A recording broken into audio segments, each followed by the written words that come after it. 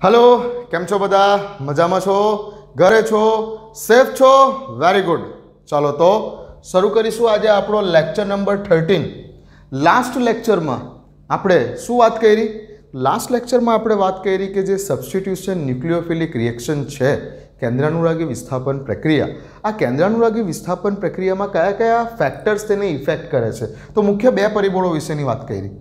एक वात करी आपणे टेन्डन्सी टू लिविंग ग्रुप कि लिविंग ग्रुप केवी रीते इफेक्ट करतो होय छे प्रक्रियाने, केवी रीते लिविंग ग्रुप ने आधारे कोई प्रक्रिया झड़पथी थती हशे कि कोई प्रक्रिया धीमे धीमे थती हशे ते जाणी शकाय छे। अने बीजું વાત કરીએ આપણે કે ભાઈ ને એક નાની વાત કરેલી ન્યુક્લિયોફાઇલના કેવી રીતે ન્યુક્લિયોફાઇલ ઇફેક્ટ કરે છે। લિવિંગ ગ્રુપવાળા ટોપિકમાં મેં તમને એક ક્વેશ્ચન આપેલો હોમવર્કમાં કરવા માટે, પહેલાં એ ક્વેશ્ચનનું સોલ્યુશન કરાવી દઉં અને પછી આપણે આગળ વધીશું। તો ક્વેશ્ચન આવો હતો આપણો કંઈક કે which one is best living group अथवा तो लिविंग ग्रुपना क्रम में नीचे आपेला त्रण ऑप्शनों ने गोठो एवं हतुं कि ऑप्शन नंबर ए नी अंदर तमने आपेलुं हतुं के एस डबल बॉन्ड ओ अने single bond O minus. Okay, बीजू आपेलुं हतुं कंईक सेम ज स्पीसीज तो सेम ज राखेली हती S double bond O minus अने अहींया लगावी दीधेलुं हतुं क्लोरीन पेरा स्थान उपर।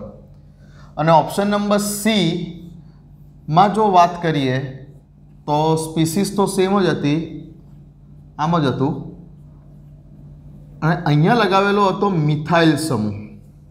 ઓકે, હવે આમાંથી લિવિંગ ગ્રુપ કયો સારો છે તેના ક્રમમાં ગોઠવો, આવો કંઈ ક્વેશ્ચન હતો। તો પહેલાં તો ફરીવાર વાત કરાવું કે લિવિંગ ગ્રુપ કયો બેસ્ટ કહેવાય, કયો लिविंग ग्रुप बेस्ट कयो कहेवाय कि जे सरलताथी रिमूव थई सके। हवे कयो लिविंग ग्रुप बेस्ट छे तो कि जे पोते केवो छे वीक बेस छे, जे पोते वीक बेस छे तेवो लिविंग ग्रुप ए बेस्ट लिविंग ग्रुप कहेवाय कि जे सरलताथी दूर थई सके। वीक बेस छे, आ वीक बेस ने केवी रीते ओळखवानो तो कि जेनो एसिड स्ट्रोंग तेनो कोरस्पोंडिंग जे बेस है तेनो जे संयुग्मी बेस है ते वीक बेस कहेवाय। हवे आ जग्या उपर जोशो तो सल्फोनिक एसिड बेन्जीन सल्फोनिक एसिडना जे कंई पण छे डेरिवेटिव्स लखेला छे, आमां क्लोरीन छे अने आमां मिथाइल समूह छे। तो हवे शुं करवानुं? तो मैं तमने एक हिंट आपेली हती कि भाई प्लस आई इफेक्ट अने माइनस आई इफेक्ट थी विचारजो। वीक बेस छे, हवे वीक बेस कोण कहेवाय? वीक बेस तो कि भाई जेना उपर माइनस चार्ज, वीक बेस कयो सारो कहेवाय तो कि जेमां रहेली स्पीसीज उपर जेना उपर माइनस चार्ज स्थिर छे ते सारो वीक बेस छे। जेना उपर रहेलो माइनस चार्ज स्थिर छे ते सारो वीक बेस है, केम के जो माइनस चार्ज डोनेट करे, इलेक्ट्रॉन युग्मनुं दान करे ते तो ए स्ट्रॉंग बेस बनी जाए। तो जेना उपर माइनस चार्ज स्थिर है ते सारो वीक बेस है, जे सारो वीक बेस है ते सारो लिविंग ग्रुप है। ओके, तो हवे विचारीए अहींया कि आ सल्फोनिक एसिडनी बेन्जीन सल्फोनिक एसिडनी बधी डेरिवेटिव्स जे लखेली है, जे पैकी अहींया क्लोरीन है तो क्लोरीन पासे केवी इफेक्ट है? क्लोरीन पासे माइनस आई इफेक्ट है। क्लोरीन पासे माइनस आई इफेक्ट है एटले ते शुं करे छे? रिंगमांथी इलेक्ट्रॉन नी डेन्सिटी ने पोतानी तरफ खेंचे छे, एटले अहींयाथी आ चार्ज ओछो करे छे। ओके, अने स्टेबिलिटी माटे हमेशा चार्ज ओछो थवो जोईए। कोईपण स्पीसीजनी स्टेबिलिटी माटे हमेशा चार्ज तेनो ओछो थवो जोईए। पछी ए पॉजिटिव चार्ज होय के नेगेटिव चार्ज होय, जेटलो चार्ज ओछो थशे तेटली ते स्पीसीज वधारे स्टेबल बनशे। तो અહીં આ ક્લોરીન માઇનસ આ ઇફેક્ટથી રિંગમાંથી અને ઇલેક્ટ્રોનને શું કરે છે? પોતાની તરફ ખેંચી રહેલો છે અને જેને કારણે અહીંયા આ ચાર્જ ઓછો થવાનો છે। જ્યારે આ જગ્યા ઉપર CH3 પાસે કઈ ઇફેક્ટ છે? CH3 પાસે પ્લસ આઈ ઇફેક્ટ છે અને પ્લસ આઈ ઇફેક્ટ હોવાને કારણે તે ઇલેક્ટ્રોનને પુશ કરી રહેલો છે રિંગ તરફ। इलेक्ट्रॉन ने रिंग तरफ पुश करशे, रिंग में रेजोनन्स द्वारा इलेक्ट्रॉन अहींया वधशे, पुश थशे, एटले आ जग्या उपर चार्ज वधशे। माइनस आई इफेक्ट ने कारणे आ जे माइनस चार्ज है आ माइनस चार्ज अहीं ओछो थशे ચાર્જ અહીં ઓછો થશે અને આ જગ્યા ઉપર પ્લસ ચાર્જ ઇફેક્ટને કારણે આ જે માઇનસ ચાર્જનો ચાર્જ છે એ ચાર્જ વધશે. હવે ચાર્જ વધશે એટલે શું થશે? આ અનસ્ટેબલ બનશે, અસ્થિર બનશે. અને અહીં ચાર્જ ઓછો થશે, ચાર્જ ઘટશે એટલે આ શું બનશે? સ્થિર બનશે. અને જેના ઉપર માઇનસ ચાર્જ વધારે સ્થિર બની રહેલો છે, ચાર્જ ઘટી રહેલો છે, ચાર્જ ઘટે એટલે આપોઆપ તે માઇનસ ચાર્જ સ્ટેબલ બને. ચાર્જ ઘટી રહેલો છે અને જેને કારણે તે વધારે સ્થિર બની રહેલો છે. જે સ્થિર બનશે તો તે સારો વીક બેઝ કહેવાશે. સારો વીક બેઝ કહેવાશે તો તે સારો લિવિંગ ગ્રુપ કહેવાશે. તો આ બધામાં સારામાં સારો લિવિંગ ગ્રુપ કયો છે? તો આ બધામાં સારામાં સારો લિવિંગ ગ્રુપ બી છે. એટલે ઓપ્શન નંબર બી સૌથી પહેલાં આવશે. કેમ? તો કે માઇનસ આઈ ઇફેક્ટને કારણે. પછી આની પાસે તો કોઈ ઇફેક્ટ નથી એટલે આ આવશે વચ્ચે. અને લાસ્ટમાં શું આવશે કે જે પેલા CH3 ગ્રુપની મિથાઇલ ગ્રુપની પ્લસ આઈ ઇફેક્ટને કારણે ચાર્જ વધી રહેલો છે, પરિણામે તે અનસ્ટેબલ બની રહેલો છે. તો સૌથી છેલ્લો સી આવશે. તો BAC આ આન્સર છે. સૌથી સારો લિવિંગ ગ્રુપ કયો? Option number B. અને સૌથી ખરાબ લિવિંગ ગ્રુપ કયો? તો ઓપ્શન નંબર સી. ઓકે, એક વખત જેઈમાં પૂછાઈ ગયેલો ક્વેશ્ચન છે, આ લખી લીધું હશે. ઓકે, ચાલો. તો આ વાત કરી આપણે લાસ્ટ ટાઈમ તમને જે હોમવર્ક આપેલું તે હોમવર્કની. હવે આપણે આગળ વધીશું. આજે તમને થોડીક વાત કરવી છે કેન્દ્રાનુરાગી પ્રક્રિયાના કેટલાક એક્ઝામ્પલની. સબસ્ટિટ્યુશન ન્યુક્લિયોફિલિક રિએક્શનના કેટલાક એક્ઝામ્પલની વાત કરવી છે. હજુ આપણે પ્રક્રિયાને બે ભાગમાં વહેંચતા નથી. જે બુકમાં ડાયરેક્ટ છે SN1 અને SN2, એને આપણે બે ભાગમાં હજુ નથી વહેંચતા. હજુ તમને માત્ર ને માત્ર કેટલાક એક્ઝામ્પલ આપીને સમજાવવા જઈ રહેલો છું પ્રક્રિયાના. ઓકે, ચાલો. તો હેલો આલ્કેન્સની સબસ્ટિટ્યુશન ન્યુક્લિયોફિલિક પ્રક્રિયા. સબસ્ટિટ્યુશન ન્યુક્લિયોફિલિક એટલે કેન્દ્ર અનુરાગી પ્રક્રિયા. અત્યારે કોઈ પાર્ટ નથી પાડ્યા આપણે, SN1 SN2 એવું કશું કર્યું નથી. ઓકે, સમજો. પહેલું ઉદાહરણ, હેલો આલ્કેન એટલે કોઈ પણ આલ્કાઇલ સમૂહની સાથે આ હેલોજન, હેલો આલ્કેન ની પ્રક્રિયા જો હું NaOH સાથે કરું, સિમ્પલ સમજી લો. અત્યારે NaOH સાથે કરું તો NaOH માંથી કયો ન્યુક્લિયોફાઇલ જનરેટ થશે? તો કે Na+ અને OH-. ન્યુક્લિયોફાઇલ કયો? જેના ઉપર માઇનસ ચાર્જ હશે તે, અથવા લોન પેર હશે તે. તો OH- અહીંયા એટેક કરશે અને અહીંયાથી હેલોજનને દૂર કરશે. તો સિમ્પલ શું લખાશે? OH- નો એટેક અહીંયા થશે ને અહીંયાથી X- દૂર થશે. તો ROH પ્લસ આ જગ્યા ઉપર થશે Na ની સાથે X. Na ની સાથે X થઈ ગઈ કેન્દ્ર અનુરાગી વિસ્થાપન પ્રક્રિયા. OH- નું આવવું અને X- નું જવું, એકનું આવવું બીજાનું જવું, કેન્દ્ર અનુરાગી વિસ્થાપન પ્રક્રિયા. ચાલો, સિમ્પલ ઉદાહરણ છે. અત્યારે કોઈ કન્ડિશન નથી બતાવતો, સિમ્પલ ખાલી ઉદાહરણ બતાવી રહેલો છું કે આ ટાઈપની હોઈ શકે. બીજી કોઈ પ્રક્રિયા લઈ લો કે ભાઈ હેલો આલ્કેન. આ તમને વસ્તુ બુકમાં એક કોષ્ટકમાં સમજાવેલી છે. બુકમાં આ જ વસ્તુને એક કોષ્ટક સ્વરૂપે સમજાવેલી છે. હું તમને કમ્પ્લીટલી રિએક્શન આપીને સમજાવી રહ્યો છું. ચલો, પાણી છે તો પાણીમાંથી કયો ન્યુક્લિયોફાઇલ જનરેટ થતો હોય ભાઈ? હવે સમજી શકો છો આટલું તો કે H+ અને OH-. તો OH- તમારો શું છે? આ ન્યુક્લિયોફાઇલ કહેવાય. ન્યુક્લિયોફાઇલ એટેક કરશે અહીંયા તો X- જશે એટલે સિમ્પલ શું બનશે? અહીંયા પણ ROH અને વત્તા જે પેલો X- જાય છે તે H+ ને લઈને શું બનાવશે? HX. ક્લિયર છે વાત? ઓકે, સમજી લો. પહેલા નોર્મલ ઓર્ડિનરી જે કંઈ પણ છે તે સમજી લો. આ જ વસ્તુ બુકમાં તમને કોષ્ટકમાં બતાવેલી છે કે આ વસ્તુનો એટેક થાય તો સામે આ બને વગેરે વગેરે. ચાલો જઈએ આગળ. નંબર 3, RX એમોનિયા સાથે પ્રક્રિયા કરે તો એમોનિયામાંથી H+ સપોઝ કે કરો તો NH2- બને. એક H+ તો બીજો NH2-. તો ન્યુક્લિયોફાઇલ તરીકે NH2- એટેક કરે તો શું થાય? RNH2 + HX લખાશે. આમ લખતા જજો કેટલાક એક્ઝામ્પલ. ચાલો હવે જે લખવા જઈ રહ્યો છું તે ખૂબ અગત્યના એક્ઝામ્પલ છે, બરાબર ધ્યાનથી. Okay, number 4 RX plus KCN potassium cyanide. હવે આ જગ્યા ઉપર જોજો કે આ જગ્યા ઉપર ઉભયદંતીય ન્યુક્લિયોફાઇલ જનરેટ થશે. આપણે લાસ્ટ ટાઈમ વાત કરેલી ન્યુક્લિયોફાઇલના પ્રકારમાં આપણે વાત કરેલી. KCNમાં એટલે કે CN માઇનસ, KCN નહીં CN માઇનસ.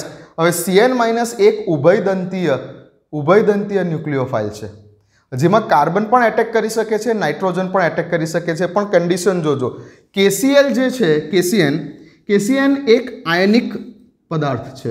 પોટેશિયમ સાયનાઇડ એક આયનિક પદાર્થ છે. આયનિક પદાર્થ છે એટલે K ની ઉપર પ્લસ ચાર્જ છે અને CN માં રહેલા કાર્બન ઉપર માઇનસ ચાર્જ છે. અહીં કોઈ બંધ નથી, આ એક આયનિક પદાર્થ છે. આયનિક બંધ આપણે જે બોલીએ છીએ ને કે NaCl માં રહેલો બંધ જણાવો, તો NaCl માં જનરલી આપણે મોટે ભાગે Na બંધ Cl આવું બતાવતા હોય છે, જે ખરેખર ખોટું છે. આયનિક બંધ કોઈ બંધ જ નથી. આયનિક બંધ તો શું છે તો કે ધન આયન અને ઋણ આયન વચ્ચે રહેલું એક કુલંબિક આકર્ષણ બળ છે કે જે ખૂબ જ મજબૂતાઈથી ધન આયન અને ઋણ આયનને એકબીજા સાથે જકડી રાખે છે. તમે Na અને Cl ની વચ્ચે આ રીતે બંધ બતાવો ને તે એકચ્યુઅલી ખોટું છે. આયનિક બંધ કોઈ બંધ નથી, એ તો ધન આયન અને ઋણ આયન વચ્ચે રહેલું કુલંબિક આકર્ષણ છે. તો KCN માં પણ આ પ્રકારે આયનિક બંધ છે. બીજા શબ્દોમાં બોલો કે ધન આયન અને ઋણ આયન વચ્ચે ખૂબ જ મજબૂતાઈથી જોડાયેલું એક કુલંબિક આકર્ષણ છે. KCN એક આયનિક પદાર્થ છે. હવે KCN જ્યારે આયનિક પદાર્થ છે ત્યારે કાર્બનની ઉપર આ જે કાર્બન છે એ કાર્બનની ઉપર માઇનસ ચાર્જ ફ્રી છે. કાર્બનની ઉપર માઇનસ ચાર્જ ફ્રી છે એટલે આ કાર્બન ઉપર રહેલો માઇનસ ચાર્જ આ જગ્યા ઉપર એટેક કરી શકે છે. એટલે અહીં જે બંધ બને છે ન્યુક્લિયોફાઇલના એટેક દરમિયાન તે આલ્કાઇલ સમૂહ સાથે કાર્બનનો બંધ બને છે. આ કાર્બનની ઉપર રહેલો માઇનસ ચાર્જ, કાર્બનની ઉપર રહેલા માઇનસ ચાર્જ એ આલ્કાઇલ સમૂહ ઉપર એટેક કરે છે. નાઇટ્રોજનના ઇલેક્ટ્રોન એટેક નથી કરી રહેલા, કાર્બનની ઉપર રહેલો માઇનસ ચાર્જ આલ્કાઇલ સમૂહની ઉપર એટેક કરી રહેલો છે. એટલે આ જગ્યા ઉપર જે ન્યુક્લિયોફિલિક એટેક થાય છે તે કોના તરફથી થાય છે? કાર્બન તરફથી થાય છે. એટલે અહીં મળતી નિપજને સાયનાઇડ નિપજ બોલાશે. બરાબર ધ્યાનથી. વત્તા બીજું શું બાકી રહ્યું તો કે K ની સાથે અહીંયાથી છૂટો પડતો X એટલે આ KX.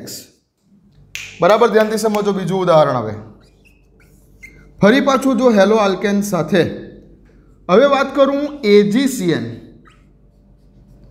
હવે આ કેવો પદાર્થ હતો? એક આયનિક પદાર્થ હતો. હવે AgCN કેવો પદાર્થ છે? AgCN સહસંયોજક પદાર્થ છે.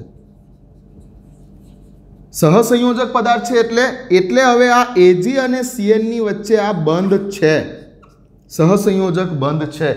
તો કાર્બનના જે ઇલેક્ટ્રોન્સ છે તે તો આ બંધ બનાવવામાં બિઝી છે. કાર્બનના ઇલેક્ટ્રોન્સ આ બંધ બનાવવામાં બિઝી છે સિલ્વર સાથે. તો આ કન્ડિશનમાં નાઇટ્રોજનની ઉપર રહેલું જે અબંધકારક ઇલેક્ટ્રોન યુગ્મ છે એ મજબૂરીમાં બંધ બનાવવા માટે જશે, એટલે કે એટેક કરશે. કોની ઉપર? આલ્કાઇલ સમૂહ ઉપર. તો આ કેસમાં સાયનાઇડમાં રહેલા નાઇટ્રોજનની ઉપર રહેલી લોન પેર આલ્કાઇલ સમૂહ ઉપર એટેક કરવા જઈ રહેલી છે. તો આ કેસમાં જે બનશે નિપજ, આ નિપજ બનશે RNC. નાઇટ્રોજનની લોન પેર મજબૂરીમાં એટેક કરવા જઈ રહેલી છે કેમ કે કાર્બનના ઇલેક્ટ્રોન્સ તો બિઝી છે સિલ્વર સાથે સહસંયોજક બંધ બનાવવામાં. આ કેસમાં કાર્બનના ઇલેક્ટ્રોન ફ્રી હતા કેમ કે આયનિક પદાર્થ હતો. KCN આયનિક પદાર્થ છે જ્યારે AgCN સહસંયોજક પદાર્થ છે. હવે પાછું સવાલ એ થાય કે કેમ સાહેબ KCN આયનિક પદાર્થ અને AgCN સહસંયોજક પદાર્થ? તો એના માટે ધોરણ 11 કેમિકલ બોન્ડિંગ ચેપ્ટરમાં ફેઝાનનો નિયમ એકવાર નોટમાં જોઈ લેવો. ફેઝાનનો નિયમ એક વખત નોટની અંદર જોઈ લેવો. તમને મેં કમ્પ્લીટલી આનું પણ કારણ આપેલું છે, નોટબુકની અંદર તમે લખેલું હશે. રાસાયણિક બંધન ચેપ્ટર ધોરણ 11ની નોટ કાઢીને ફેઝાન રૂલ એક વખત જોઈ લેવો. દરેક પદાર્થમાં થોડી ઘણી આયનિક પ્રકૃતિ છે અને દરેક પદાર્થમાં થોડી ઘણી સહસંયોજક પ્રકૃતિ છે ને છે જ. કોઈપણ પદાર્થ સંપૂર્ણપણે સહસંયોજક નથી અને કોઈપણ પદાર્થ સંપૂર્ણપણે આયનિક પણ નથી. હવે કોની અંદર સહસંયોજક પ્રકૃતિ વધારે છે અને કોની અંદર આયનિક પ્રકૃતિ વધારે છે એ સમજાવવા માટેનો ફેઝાનનો નિયમ ધોરણ 11માં જોઈ લેવાનો. તો અહીં કેસીએન આયનિક પદાર્થ છે, જ્યારે એજીસીએન સહસંયોજક પદાર્થ છે. સહસંયોજક પદાર્થ છે એટલે આ સિલ્વર અને આ કાર્બન વચ્ચે આ સહસંયોજક બંધ છે. તો આ કાર્બનના જે ઇલેક્ટ્રોન્સ છે એ સિલ્વર સાથે બંધ બનાવવામાં બિઝી છે. તો આ કેસમાં નાઇટ્રોજન મજબૂરીની અંદર પોતાની લોન પેરના ઇલેક્ટ્રોન વડે આલ્કાઇલ સમૂહ ઉપર એટેક કરે છે અને અહીંથી X- દૂર થાય છે, જે હવે આ સિલ્વર સાથે જોડાઈ જાય છે, Ag બનાવી દે છે, Agની સાથે X. ક્લિયર? તો જો બંને જગ્યા પર સાયનાઇડ હતું, જ્યારે સાયનાઇડમાં રહેલા કાર્બનના ઇલેક્ટ્રોને એટેક કર્યો ત્યારે Cn બન્યું, એટલે કે સાયનાઇડ કહેવાય. પણ જ્યારે સાયનાઇડમાં રહેલા નાઇટ્રોજનના લોન પેરે એટેક કર્યો ત્યારે Nc બન્યું, એટલે આને આઇસોસાયનાઇડ કહેવાય. નિપજને આઇસોસાયનાઇડ નિપજ કહેવાય. ક્લિયર? તો આ જે બે છે અહીં ટીક કરું છું, મોસ્ટ ઇમ્પોર્ટન્ટ. આ બરાબર ધ્યાનથી ચાલો લખી લો આટલું, પછી આગળ જો હટી જાઓ, લખી લો.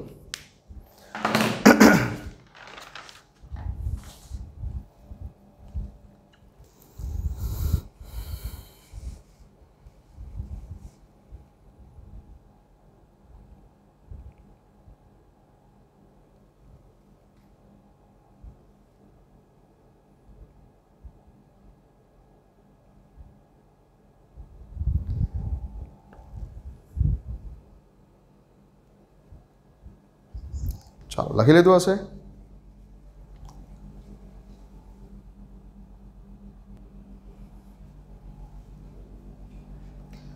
ચાલો લખાઈ ગયું હશે, જઈએ આગળ. ઓકે,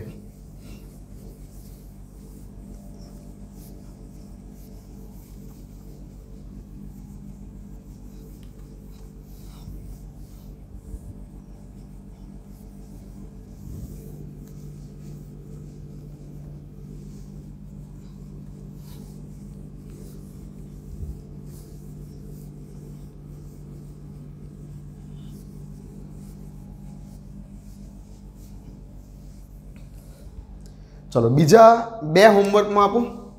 કેટલા લખેલા? 5 લખેલા લગભગ, નંબર 6 આવ્યા. ચલો, હેલો આલ્કેન પ્લસ પ્રક્રિયા કરવી છે KNO2 પોટેશિયમ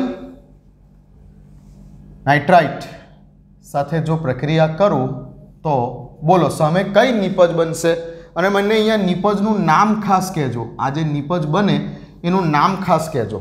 અહીંયા બે નિપજ બનવાની છે, નિપજ નંબર A અને નિપજ નંબર B. તો નિપજનું મને નામ ખાસ કહેવાનું છે કે શું બને છે તે, બરાબર ધ્યાનથી. કેમ કે NO2 પણ તમારો કેવો છે? ઉભયદંતીય ન્યુક્લિયોફાઇલ છે, જેમાં નાઇટ્રોજન પણ એટેક કરી શકે છે અને ઓક્સિજન પણ એટેક કરી શકે છે. ઓકે, આપણે તમને લાસ્ટ લેક્ચરમાં આ વાત કરેલી છે. આમાં મને કહેજો કે શું નિપજ બનશે. અને બીજી એક વાત પણ કરી લો, બીજો એક શોર્ટ ક્વેશ્ચન પણ આપી દો, બીજો એક હોમવર્ક પણ આપી દો. આ જ રીતે નંબર 7 ચાલો, કે R બંધ X છે અને AgNO2 સાથે પ્રક્રિયા થાય છે તો પણ સામે બે નિપજ બને છે, નિપજ A અને B. તો અહીંયા મને તમારા નામ ખાસ કહેવાના છે, નામ, મળતી નિપજના નામ. ઇંક પતી ગઈ પેનમાં? ઓકે, બદલી કાઢી. ચાલો, એ જ રીતે સપોઝ કે આગળ કરું કંઈક હેલો આલ્કેનની પ્રક્રિયા ગ્રિગ્નાર્ડ પ્રક્રિયક સાથે. ગ્રિગ્નાર્ડ પ્રક્રિયક એટલે સપોઝ કે RMgX, જાણો છો ને આને? Alkyl magnesium halide. બંને આલ્કાઇલ સમૂહને અલગ કરવા છે તો કોઈ એકની ઉપર ડેશ મૂકી દઉં. ચાલો, ક્લિયર? શું થશે પ્રક્રિયા દરમિયાન? શું થશે? તો આ જગ્યા ઉપરથી સીધી વાત છે કે મેગ્નેશિયમ તો ધાતુ છે, ધાતુની ઉપર જનરલી પ્લસ ચાર્જ હશે, એટલે આ R માઇનસ આ જગ્યા પર એટેક કરશે, અહીંયાથી X દૂર થશે તો બનશે R dash and plus Mgx તો છે જ, બીજો X એટલે Mgx2 કંઈક આવું બનશે. તો આ બધી કોમન સામાન્ય કેટલીક પ્રક્રિયાઓ થઈ. સબસ્ટિટ્યુશન ન્યુક્લિયોફિલિક પ્રક્રિયાઓ છે આ બધી. હજુ આપણે બે ભાગ નથી પાડ્યા એના કે આમાંથી કઈ પ્રક્રિયા SN1 માર્ગને અનુસરે અને કઈ પ્રક્રિયા SN2 માર્ગને અનુસરે.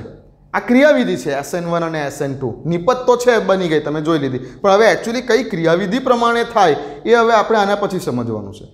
પહેલાં તો તમે ખાલી આજે આ સબસ્ટિટ્યુશન ન્યુક્લિયર પ્રક્રિયા, સબસ્ટિટ્યુશન ન્યુક્લિયોફિલિક પ્રક્રિયાને ઓળખતા શીખો. આ બે તમારા હોમવર્ક છે. હા, આ બે તમારું હોમવર્ક છે, નંબર 6 અને નંબર 7. તમારે મને અહીંયા મળતી નિપજ જણાવવાની છે, નિપજના નામ ખાસ જણાવવાના છે. બેમાંથી કોઈ પણ એક જગ્યા ઉપર નાઇટ્રો નિપજ મળશે, નાઇટ્રો, અને બીજી જગ્યા ઉપર નાઇટ્રાઇટ નિપજ મળશે. નાઇટ્રો નિપજ ક્યારે મળશે? જ્યારે નાઇટ્રોજન તરફથી એટેક થતો હશે ત્યારે. અને નાઇટ્રાઇટ નિપજ ક્યારે મળશે? જ્યારે એટેક ઓક્સિજન તરફથી થતો હશે ત્યારે. NO2 તમારો ઉભયદંતીય ન્યુક્લિયોફાઇલ છે. જો નાઇટ્રોજન તરફથી એટેક થતો હશે તો તમને મળતી નિપજ નાઇટ્રો હશે, અને જો ઓક્સિજન તરફથી એટેક થતો હશે તો મળતી નિપજ નાઇટ્રાઇટ હશે. આવું મેં તમને લાસ્ટ લેક્ચરમાં સમજાવેલું છે. તો તમારે મને કહેવાનું છે આ હોમવર્કમાં. અને આ કેટલીક સબસ્ટિટ્યુશન ન્યુક્લિયોફિલિક પ્રક્રિયાના મેં તમને ઉદાહરણો કીધા. ઓકે, હવે આપણે એકચ્યુઅલી આ જે સબસ્ટિટ્યુશન ન્યુક્લિયોફિલિક પ્રક્રિયા છે એની બે ક્રિયાવિધિઓ ઉપર જવાનું છે. બે અલગ અલગ પ્રકારની ક્રિયાવિધિઓ છે સબસ્ટિટ્યુશન ન્યુક્લિયોફિલિક પ્રક્રિયાની, જેમાં એક ક્રિયાવિધિને બોલાય છે SN1 પ્રક્રિયા અથવા SN1 ક્રિયાવિધિ, અને બીજાને કહેવાય છે SN2 ક્રિયાવિધિ, જે આ ચેપ્ટરનો સૌથી અગત્યનો ટોપિક, આખા ચેપ્ટરનો ઇવન હું તો કહું છું કે આખા જે ધોરણ 12માં જે ઓર્ગેનિક કેમિસ્ટ્રી છે, આખું ઓર્ગેનિક કેમિસ્ટ્રી, એ આખા ઓર્ગેનિક કેમિસ્ટ્રીનો સૌથી ઇમ્પોર્ટન્ટ ટોપિક ધોરણ 12ના ઓર્ગેનિક કેમિસ્ટ્રીનો SN1 અને SN2 પ્રક્રિયા. તો પહેલાં આજે ટાઈમ છે આપણી પાસે, તો આજે હવે આ SN1 અને SN2 પ્રક્રિયાનો તમને એક નોર્મલ તફાવત લખાવી દઉં.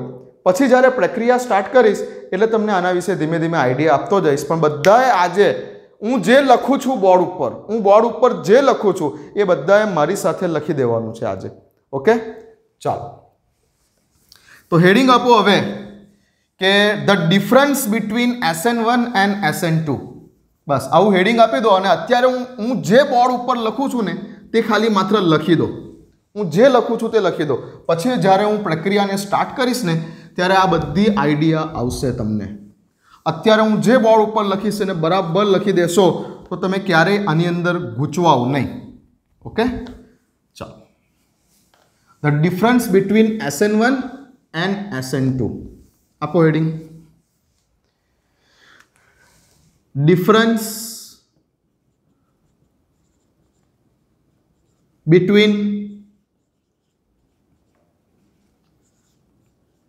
SN1 and SN2.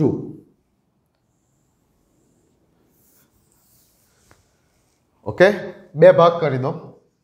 SN1, SN2. Substitution ન્યુક્લિયોફિલિક,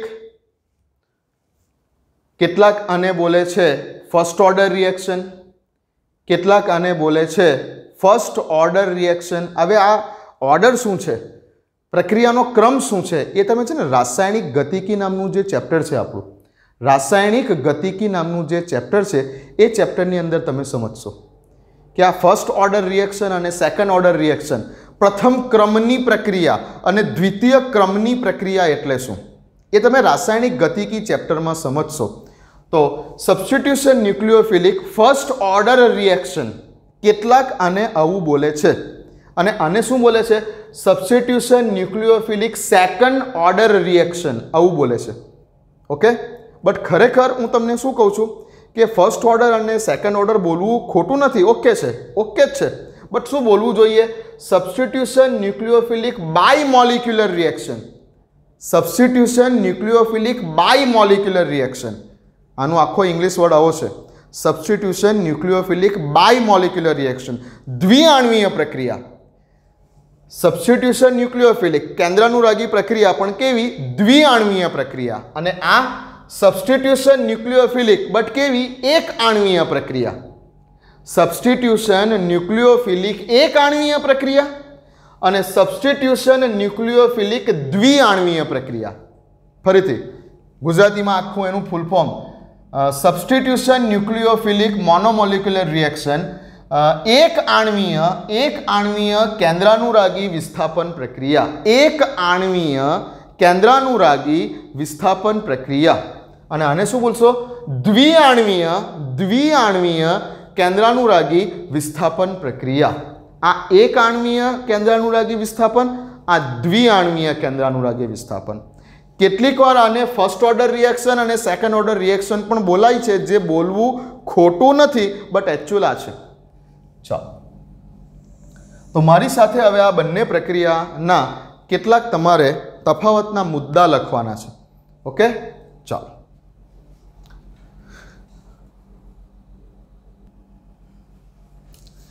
ચાલો, તો SN1 અને SN2 પ્રક્રિયા વચ્ચેનો ડિફરન્સ કેટલાક મુદ્દાઓમાં લખેલો છે. પહેલાં આટલું લખી લો, ક્યારેય ગૂંચવાશો નહીં. SN1 મેં કીધું તે પ્રમાણે એક આણ્વીય પ્રક્રિયા છે, SN2 દ્વિઆણ્વીય પ્રક્રિયા છે. SN1માં તે પ્રથમ ક્રમની પ્રક્રિયા છે, એક આણ્વીય છે, પ્રથમ ક્રમની છે. આ દ્વિઆણ્વીય છે, દ્વિતીય ક્રમની પ્રક્રિયા છે. હવે ખાસ બે તબક્કામાં થતી પ્રક્રિયા છે. પહેલા તબક્કામાં કાર્બોકેટાયન બનશે અને પછી પ્રક્રિયા થશે. બે તબક્કામાં થતી પ્રક્રિયા છે, એક જ તબક્કામાં થતી પ્રક્રિયા. આ ક્રિયાવિધિ જોઈશું એટલે આઈડિયા આવશે. એક જ તબક્કામાં થતી પ્રક્રિયા છે. અહીંયા 1 જુઓ છો તો એક આણ્વીય પ્રક્રિયા છે. અહીં 1 જુઓ છો પ્રથમ ક્રમની પ્રક્રિયા છે. અહીં 2 જુઓ છો દ્વિઆણ્વીય પ્રક્રિયા છે. અહીં 2 જુઓ છો દ્વિતીય ક્રમની પ્રક્રિયા છે. અહીંયા સુધી ઓકે. બટ હવે કેટલા તબક્કામાં થતી પ્રક્રિયા છે? 2 તબક્કામાં થતી પ્રક્રિયા છે, જ્યારે પેલી એક તબક્કામાં થતી પ્રક્રિયા છે. એટલે અહીં 1 જોઈને પાછું પેલું એક સરખું, જેને ગોખણ પટ્ટીની આદત હોય તે પાછું આવું ગોખવાનું કામ કરે, તેમાં અહીંયા ગૂંચવાઈ જાય. તો ખાસ સર્કલ કરેલું છે, ધ્યાનથી. 2 તબક્કામાં થતી પ્રક્રિયા છે, પેલી એક જ તબક્કામાં થતી પ્રક્રિયા છે. ઓકે, આ પ્રક્રિયા દરમિયાન પોલર પ્રોટિક સોલ્વેન્ટ ની હાજરીની જરૂર પડે છે. પોલર પ્રોટિક સોલ્વેન્ટ એટલે કે જે સોલ્વેન્ટમાં, જે દ્રાવકમાં પ્રોટોન એટલે કે H+ છે તેવા દ્રાવકની જરૂર. જેમ કે લખી લો, જેમ કે પોલર પ્રોટિક સોલ્વેન્ટ તરીકે H2O થઈ ગયો, તમારો મિથેનોલ થઈ ગયો, ઇથેનોલ થઈ ગયો, એસિટિક એસિડ થઈ ગયો. આ બધા સોલ્વેન્ટ, જેવા કે આ બધા સોલ્વેન્ટ દ્રાવકો તો પોલર પ્રોટિક દ્રાવકની હાજરીમાં થાય છે. જ્યારે SN2 પ્રક્રિયા પોલર એપ્રોટિક સોલ્વેન્ટ એટલે કે જે પ્રોટોન ધરાવતા નથી એવા દ્રાવકો, કે જેઓ પ્રોટોન ધરાવતા નથી તેવા દ્રાવકની હાજરીમાં થાય છે. જેમ કે આપણો એસિટોનમાં પ્રોટોન નથી, એસિટોન છે, અને DMSO છે, ડાયમિથાઇલ સલ્ફોક્સાઇડ છે, અથવા તો ડાયમિથાઇલ ફોર્માઇડ છે. આ બધા દ્રાવકો, આ તમને એરોની ઉપર પ્રક્રિયાને ઓળખવા માટે લખેલું આપે ત્યારે આપણે સમજવાનું છે. ક્રિયાવિધિ વખતે ડિટેલમાં વાત કરીશ, અત્યારે લખી લો. તો પોલર એપ્રોટિક સોલ્વેન્ટની હાજરીમાં થાય છે. આ પ્રક્રિયા પોલર પ્રોટિક સોલ્વેન્ટની હાજરીમાં થાય છે. પ્રક્રિયા એક જ છે ભાઈ, આ ક્રિયાવિધિ છે બંને. SN1 જે છે તે પ્રક્રિયા તો કઈ છે? આપણી SN જ છે. આ SN પ્રક્રિયા કરવા માટેની આ 2 ક્રિયાવિધિ છે, કે કઈ ક્રિયાવિધિ મુજબ થાય છે. SN1 ક્રિયાવિધિ મુજબ થાય છે કે SN2 ક્રિયાવિધિ મુજબ થાય છે. આ 2 ક્રિયાવિધિઓના નામ છે, મિકેનિઝમના નામ છે આ. બાકી પ્રક્રિયા તો આ જ છે, સબસ્ટિટ્યુશન ન્યુક્લિયોફિલિક. આ પ્રક્રિયા કરવા માટેની આ 2 ક્રિયાવિધિઓ સમજાવું છું. બંને ક્રિયાવિધિઓ વચ્ચે શું ડિફરન્સ છે?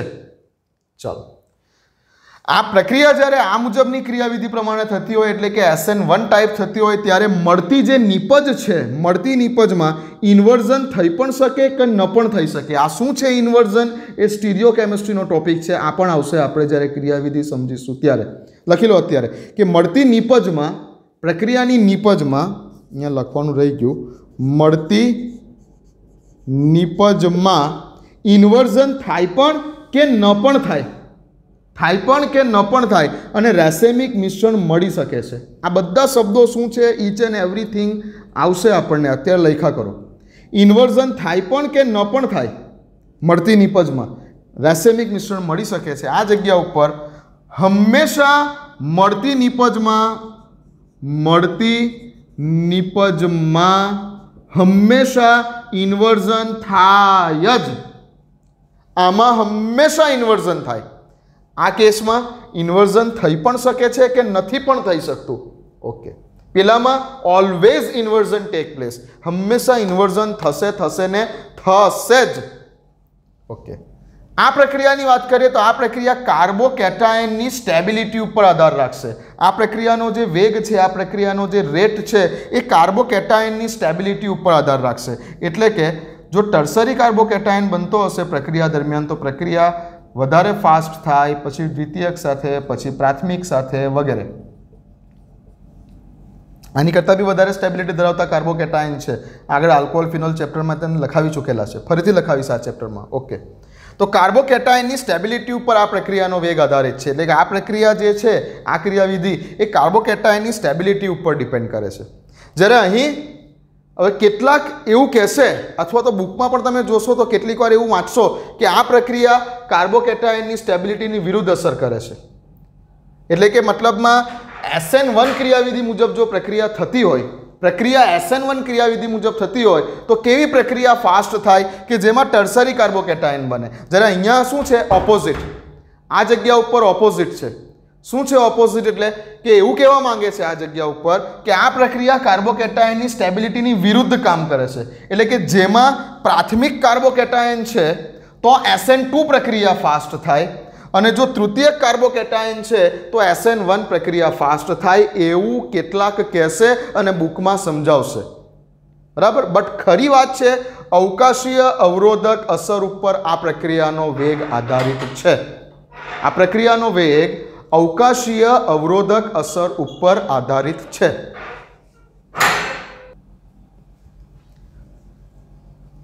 SN2 પ્રક્રિયાનો વેગ શેની ઉપર આધારિત છે? અવકાશીય અવરોધક અસર, સ્ટેરિક હિન્ડ્રન્સ ઉપર. બાકી હું તમને બોલી શકું છું, જો કેટલીક બુકમાં તમે જોશો તો એમાં આવું લખેલું હશે કે પ્રાથમિક કાર્બોકેટાયન બનતો હોય તો પ્રક્રિયા સૌથી ફાસ્ટ થાય, દ્વિતીયક કાર્બોકેટાયન બનતો હોય તો આના કરતાં ધીમે થાય, અને સૌથી ધીમે આ પ્રક્રિયા તૃતીયક કાર્બોકેટાયન સાથે થાય. આવું પણ કહેશે.